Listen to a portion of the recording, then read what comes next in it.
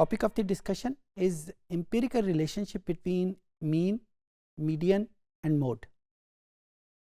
ये हमारे पास एवरेज की तीन टाइप्स हैं, मीन, मीडियन और मोड.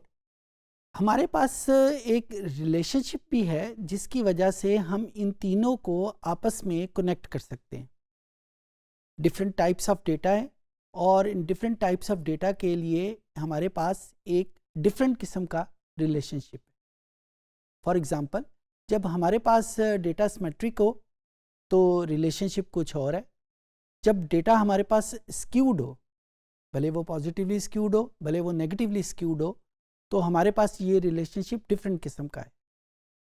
अच्छा, आप स्क्रीन के ऊपर नज़र रखें तो मैंने यहाँ पे ये रिलेशनशिप आपके लिए लिख दिया है कि फॉर सिमेट्रिक डेटा, और सिमेट्रिक डेटा की शेप आपको पता है कि वो एक बैलेंस्ड शेप होती है. जितनी लेफ़्ट साइड के ऊपर होती है उतनी ही राइट साइड के ऊपर होती है. सो यहाँ पे हमारे पास ये रिलेशनशिप है कि मीन, मीडियन और मोड अगर हम उसके कैलकुलेट करें तो वो तीनों आपस में एग्जैक्टली बराबर होंगे. जितनी सिमेट्रीनेस ज़ीरो के करीब होगी, जितनी उसकी स्क्यूनेस की कोएफिशिएंट ज़ीरो के करीब होगा, उतने ही मीन, मीडियन और मोड आपस में कोइंसाइड करेंगे. आपके जहन में ज़रूर होगा कि फॉर क्वांटिटेटिव डेटा में तो मोड कैलकुलेट ही नहीं करते. जी बिल्कुल, आप ठीक सोच रहे हैं. लेकिन अगर आप कैलकुलेट करें तो मीन, मीडियन और मोड तीनों डेटा एक सिमेट्रिक डेटा के लिए बराबर होंगे. अच्छा जी, अब हम स्क्यूड की बारी आती है. स्क्यूड की तरफ तवज्जो करते हैं. स्क्यूड दो किस्म की हो सकती है, एक पॉजिटिवली और एक नेगेटिवली. पॉजिटिवली स्क्यूड की शेप कुछ यूँ हमारे पास होती है, ये हमने पहले लेक्चर्स में सीखी हुई है, और नेगेटिवली स्क्यूड हमारे पास कुछ यूँ होता है. तो भले आपके पास पॉजिटिवली स्क्यूड हो या नेगेटिवली स्क्यूड हो, हमारे पास जो रिलेशनशिप है वो सेम होगा.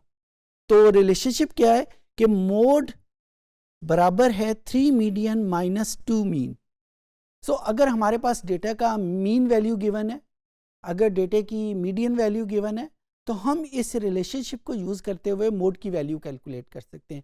और इसी रिलेशनशिप में अगर इक्वेशन को ज़रा मुख्तलिफ तरीके से लिखें तो हम मीन की वैल्यू को भी कैलकुलेट कर सकते हैं. यानी अगर हमारे पास मीडियन की वैल्यू गिवन हो, मोड की वैल्यू गिवन हो, तो हम इस रिलेशनशिप को यूज़ करते हुए मीन की वैल्यू को कैलकुलेट कर सकते हैं. सो इस तरीके से हम ये रिलेशनशिप को यूज़ करते हुए हम मुख्तलिफ एवरेजेस की वैल्यू बाकी एवरेजेस की को यूज़ करते हुए कैलकुलेट कर सकते हैं. अच्छा, यहाँ पे एक बात बहुत इम्पॉर्टेंट है, ये रिलेशनशिप मैथमेटिकल नहीं है, ये रिलेशनशिप एम्पिरिकल है.